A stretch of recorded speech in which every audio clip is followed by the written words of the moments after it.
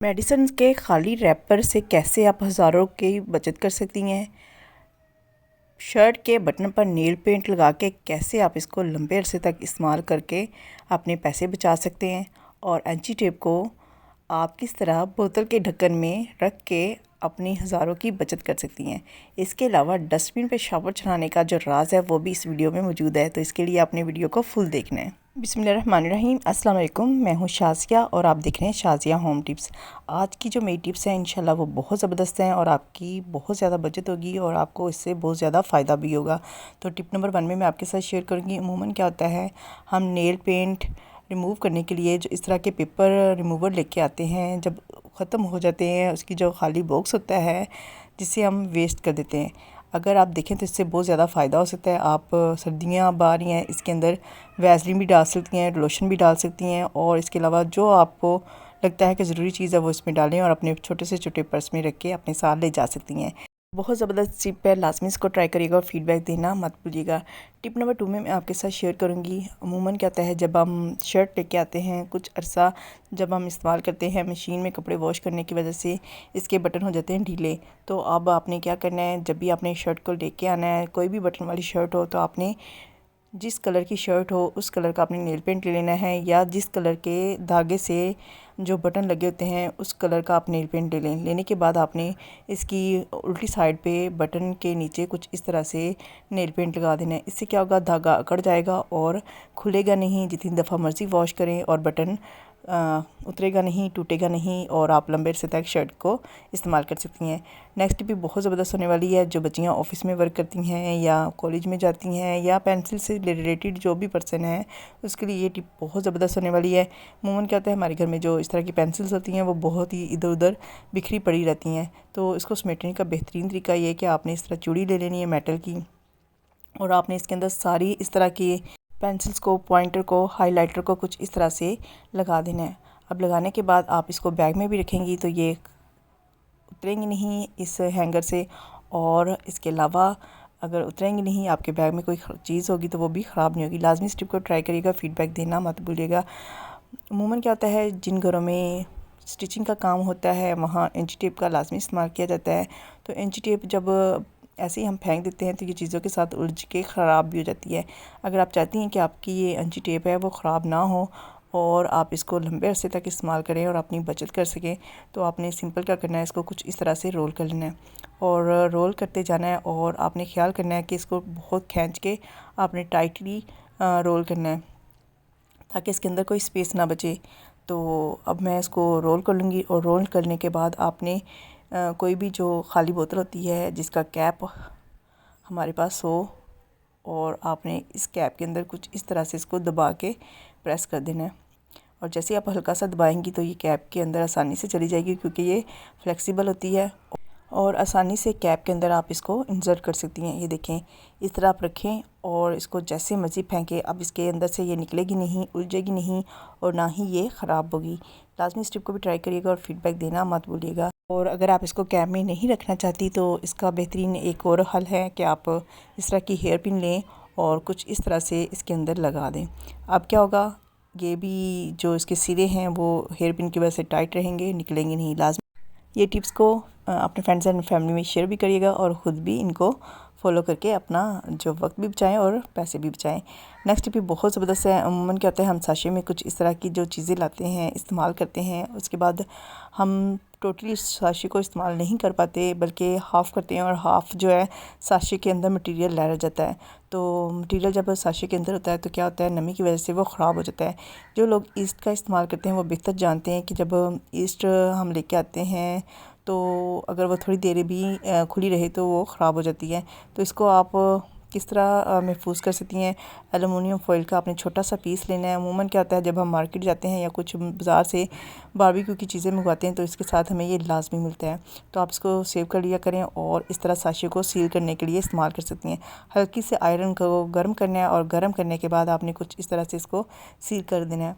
अब ये बिल्कुल ऐसे हो गया जैसे आप अभी मार्केट से नया लेके आई हैं और इस तरह आप चीज़ों को लंबे अरसे तक महफूज कर सकती हैं, ख़राब होने से बचा सकती हैं। ये टिप भी उन लोगों के लिए बहुत फ़ायदेमंद है जिनके घर में बहुत ज़्यादा चूहों का आना जाना है, क्योंकि अब सर्दियाँ आ रही हैं तो चूहे जो हैं घरों से अपने बिलों से निकलेंगी और हमारे घरों में घुस जाएंगी। तो आपने क्या करना है, एक अदद फिनाइल जो गोली होती है वो ले लेनी है। ये चूहों की खात्मे के लिए एक ज़बरदस्त सा जो है ना, मैं आपको फार्मूला बता रही हूँ, आप लाजमी इसको बना के रख लें। जब भी लगे कि आपके घर चूहे आ रहे हैं तो आप इस जो फार्मूले को गोलियां बना के रख दें और चूहे जो हैं आपके घर से कोसों दूर भाग जाएंगे। अगर नहीं भी खाते तो इसकी स्मेल से वो आपके घर में नहीं आएंगी। आपने फ़िनाइल की गोली को शॉपर के अंदर डाल के किसी भारी चीज़ के साथ पीस लेना है, बिल्कुल पाउडर बना लेना है। और ये देखें, ये मैंने इसका बिल्कुल बारीक सा पाउडर बना लिया। कोशिश करिएगा जब आप इसको पीसें तो ऊपर कोई कपड़ा भी रख लें ताकि ये पाउडर बाहर ना आए, क्योंकि ये ज़हरीला होता है। और खुदा ना खास्ता अगर आपके घर में बच्चे हैं या कोई आपने जानवर रखा हुआ है तो उसकी ज़िंदगी को ख़तरा ना हो। तो अब मैं इसके अंदर थोड़ा सा डाल दूँगी देसी घी, क्योंकि देसी घी की जो खुशबू होती है वो चूहों को बहुत ज़्यादा पसंद होती है और जहाँ मर्ज़ी चूहे हों इसकी खुशबू से खींचे चले जाते हैं। और साथ ही हम डालेंगे आटा, ताकि एक ज़बरदस्त सी डो हमारे पास रेडी हो जाए, ताकि हम जब इसकी गोलियां बनाएं तो एक हार्ड सी गोलियां हमारे पास रेडी हो जाएं। और साथ ही हम डालेंगे एक चुटकी के करीब जो चीनी है वो मैं डाल दूँगी। और डालने के बाद इसको पानी के साथ हम कर लेंगे मिक्स, ताकि एक स्मूथ सी डो रेडी कर सकें।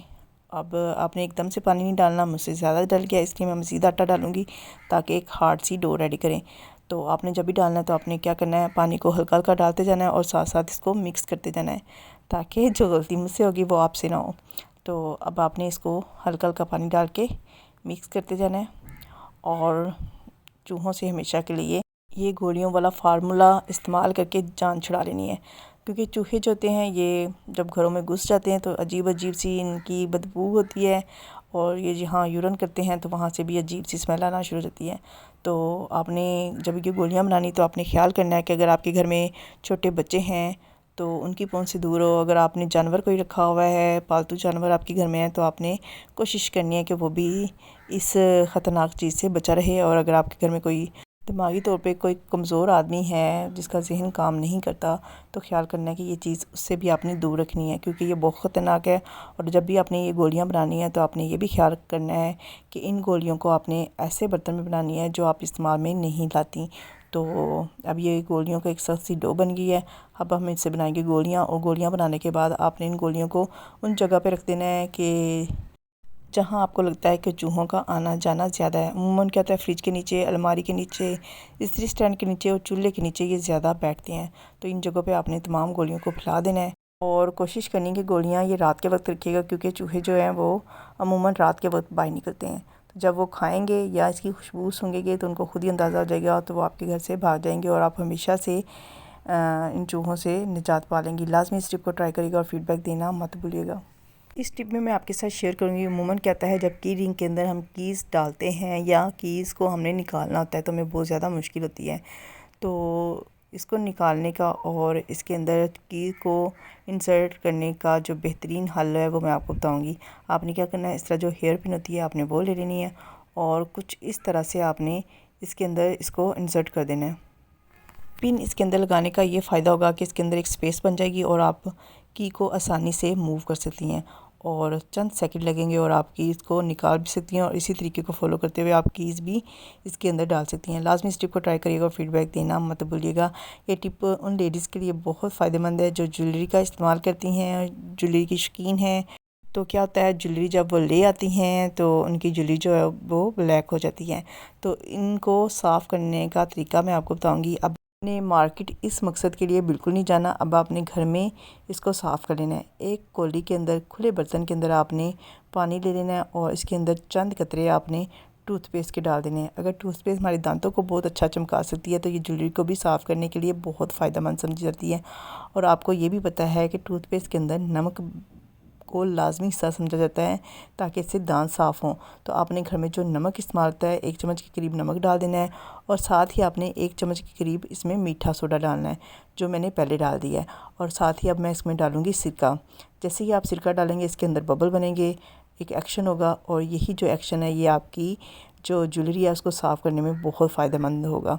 तो आपने ये डालने के बाद आपने जो खाली मेडिसिन के रैपर होते हैं जिनको हम वेस्ट समझ के फेंक देते हैं, वो भी आपने लाजमी इसके अंदर डालने हैं, क्योंकि उनके ऊपर एलुमिनियम की जो एक तह होती है वो ज्वेलरी को साफ़ करने के लिए, इसके अंदर जितना भी जंग लगा होता है उसको उतारने के लिए बहुत फ़ायदेमंद होती है। अब मैं इसके अंदर सीज़र की मदद से सारे जो खाली रैपर हैं वो काट के डाल दूँगी।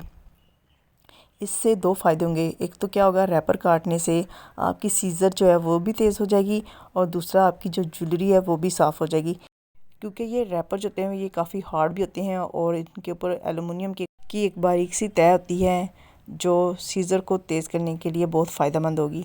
तो आपने क्या करना है, ये इसके अंदर खाली रैपर डालने के बाद इनको तकरीबन 20 मिनट के लिए आपने छोड़ देना है। जब 20 मिनट के बाद आप देखेंगी इसके ऊपर जो जंग सा लगा होगा वो उतरना शुरू हो जाएगा और आपको ख़ुद अंदाज़ा होगा कि ज्वेलरी जो वो चमकना शुरू हो गई है, अपनी ओरिजिनल कंडीशन में आना शुरू हो गई है। अब आपने क्या करना है, 15 से 20 मिनट बाद आपने सादा पानी के अंदर इसको वॉश कर लेना है। ये देखिए, जब आप निकालेंगी तो तकरीबन 80 से 90% जो ज्वेलरी आपकी जो वो साफ़ हो चुकी होगी। अब इसके अंदर आपने सादा पानी लेना है और इसके अंदर से आपने इसको कुछ इस तरह से साफ़ कर लेना है और उसके बाद फिर आपने टिश्यू की मदद से इसको बिल्कुल क्लीन कर लेना है और आपको ख़ुद अंदाज़ा होगा कि आपकी ज्वेलरी कितनी साफ़ होगी। मैं आपको टिश्यू पेपर की मदद से इसको साफ़ करके आपको लाइव रिज़ल्ट दिखाऊंगी कि इसका कितना ज़बरदस्त रिज़ल्ट है। तो जब तक मैं ज्वेलरी को करती हूँ साफ़, अगर आप मेरे चैनल पे नए हैं और मेरे चैनल को फ़र्स्ट टाइम देख रहे हैं तो आप लाजमी मेरे चैनल को सब्सक्राइब भी कर लें और बेल आइकन को भी क्लिक कर लें ताकि आने वाली वीडियो के नोटिफिकेशन आपको मिलते रहें और आप इसी तरह नई नई चीज़ें मुझसे सीखते रहें। ये देखिए, ज्वेलरी हो गई है साफ़ और ये देखिए कितनी इसके अंदर चमक आ गई है। पहले ये काली काली दिखाई देती थी, अब ये मैट गोल्डन में आपको ओरिजिनल कंडीशन में साफ़ सुथरी ज्वेलरी मिलेगी। मेरी लास्ट और फाइनल टिप भी बहुत ज़बरदस्त और बहुत फ़ायदा कराने वाली है। तकरीबन 99% जो लोग हैं वो डस्टबिन के ऊपर कुछ इस तरीके से शॉपिंग बैग चढ़ाते हैं, जिसका नुकसान क्या होता है कि जब भी हम कोई चीज़ इसके अंदर फेंकते हैं तो शॉपर जो है वो नीचे गिर जाता है डस्टबिन के अंदर।